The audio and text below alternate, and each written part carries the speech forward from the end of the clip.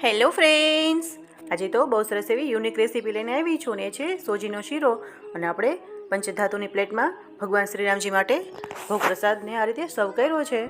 અને બધાનો ફેવરિટ એવો સરસ એવો સોજીનો શીરો કે સોજીનો હલવો હું બનાવવાની છું. તો તમે જોઈ શકો છો કેટલો મસ્ત એવો દાણેદાર અને એકદમ કણીદાર શીરો બન્યો છે. તો આ રીતે આપણે શ્રીરામજી પ્રભુ આવી ગયા છે તો ભોગ પ્રસાદ માટે શીરો બનાવ્યો છે. અને મારા હાથનો શીરો બધા બહુ વખાણે છે એટલે મને એમ થયું કે હું ભગવાન માટે શીરો જ બનાવું. તો આ રીતે આપણે એકદમ ઘી દૂધથી ભરપૂર લબાલબ એવો શીરો બનાવ્યો છે અને ડ્રાયફ્રૂટથી ભરપૂર પણ છે અને એકદમ હેલ્ધી એવી રેસીપી છે. અને આપણા ઇન્ડિયામાં ગુજરાતમાં તો બધાને વધારે ભાગ શીરો આવડતો જ હોય છે, પણ ફોરેન કન્ટ્રીમાં આવી રેસીપી ઓછી બનાવાય છે.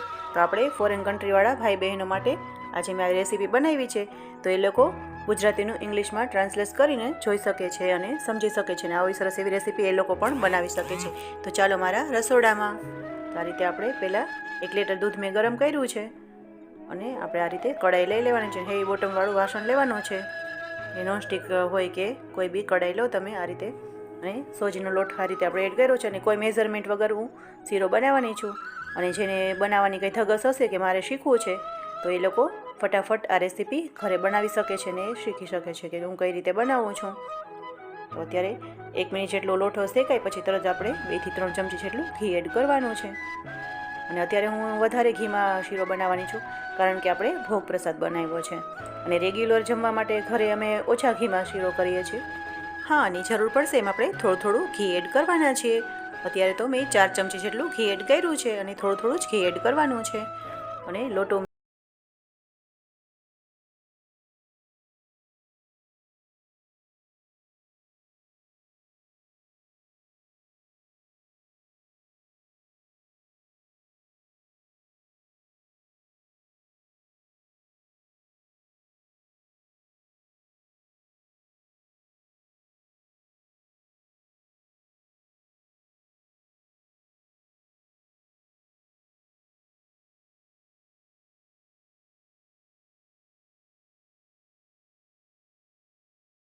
દૂધ એડ કરી દે છે કે પાણી એડ કરી દે છે અને શીરો પછી એકદમ ચીકણો થઈ જાય છે. તો આપણે એવો ચીકણો શીરો નથી બનાવવાનો. તો આ રીતે એને કલર પણ થોડો ચેન્જ થઈ ગયો છે, તમે જોઈ શકો છો. ને હવે ઘી પણ છૂટું પડવા લાગ્યું છે. એકદમ સરસ એ સ્મેલ આવવા લાગી છે.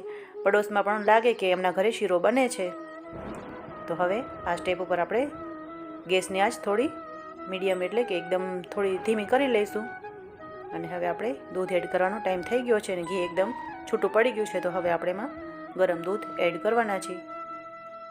અને ગેસની ફ્લેમ એકદમ મીડિયમ એટલે કે એકદમ સાવ સ્લો કરી લેવાની છે, નહીંતર દજાવાનો ચાન્સ રહેશે કે થોડું દાજી જઈશું આપણે. અને હવે આપણે જોઈએ એમ થોડું થોડું દૂધ એડ કરવાનું છે. અત્યારે હું શીરો બનાવું છું કોઈ મેઝરમેન્ટ વગર બનાવું છું એટલે એમાં કેટલું દૂધ કેટલી ખાંડ એનું કોઈ મેઝરમેન્ટ નથી, પણ તમને જોતાં જ અંદાજ આવી જશે કે આપણે આમાં કેટલું દૂધ એડ કરવું જોઈશે. એ રીતે આપણે થોડું થોડું કરીને જ દૂધ એડ કરવાનું છે. અને એકદમ ઢીલો પણ શીરો નથી બનાવવાનો, આપણે એકદમ સરસ કણીદાર દાણેદાર શીરો બનાવવાનો છે. એટલે દૂધની કમી લાગે કે થોડુંક વધારે થીક છે તો આપણે થોડું દૂધ એમાં એડ કરીશું. એ રીતે આપણે શીરો બનાવવાનો છે. અને શીરો હું પહેલેથી જ્યારથી શીખી છું ત્યારથી મેં કોઈ મેઝરમેન્ટ વગર જ શીરો બનાવ્યો છે. અને મારો શીરો હંમેશા પરફેક્ટ જ થાય છે અને ક્યારેય શીરો ખરાબ નથી થયો. એટલે આ રેસીપી મને અપલોડ કરવાનું થયું કે હું શ્રીરામજી પ્રભુ માટે આજે ભોગ પ્રસાદ બનાવું ને શીરો બનાવું. અને મેં ઓરેન્જ કલરનો શીરો માતાના મઢનો શીરો બનાવ્યો છે, એ પણ રેસીપી અપલોડ કરેલી જ છે મારી ચેનલમાં, જઈને તમે જોઈ શકો છો. તો આ રીતે આપણે એને સતત ચલાવતા રહેવાનું છે. તો તમે જોઈ શકો છો હવે પાછું દૂધ બધું એબ્ઝોર્બ થઈ ગયું છે. તો થોડું દૂધ આપણે એડ કરીશું હવે એમાં. અને રેસીપી બનાવવાનો શોખ હોય એટલે આપણને ખ્યાલ આવી જશે કે આપણે આમાં હવે કેટલું એડ કરવાની જરૂર છે. તો આ રીતે આપણે શીરો બનાવવાના છીએ.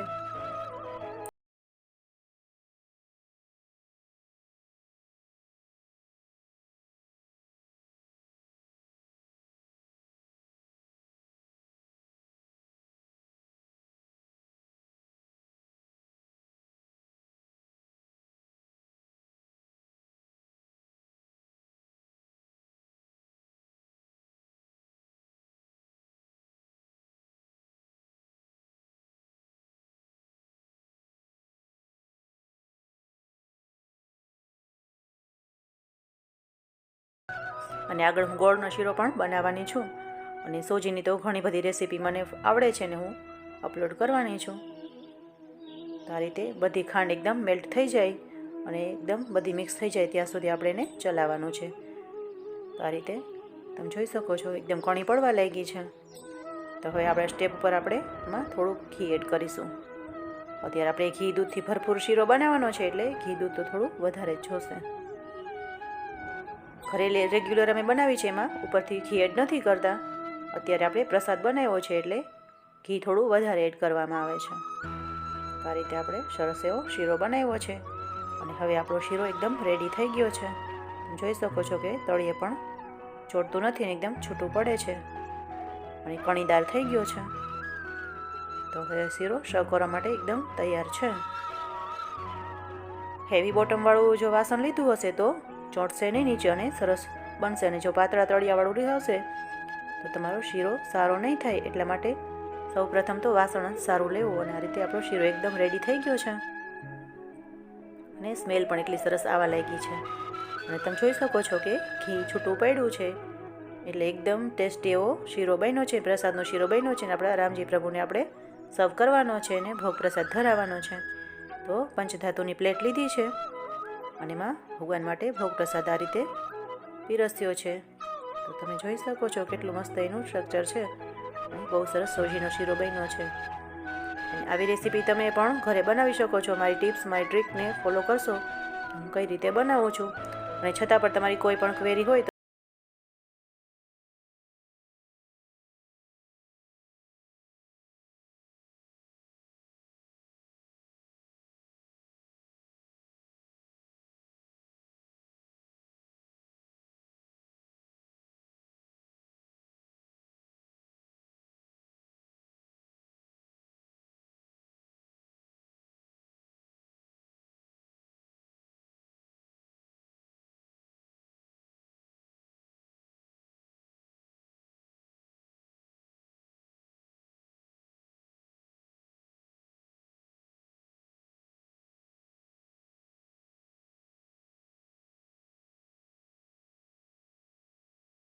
આ રીતની રેસીપી સરસ એવી છે. શૂટિંગ કર્યું છે, વિડીયો બનાવ્યો છે અને તમારી એક લાઇક, તમારી કમેન્ટ મારા માટે બહુ મહત્ત્વનું છે. તો મને આગળ કંઈક ને કંઈક નવું કરવાનું મન થશે.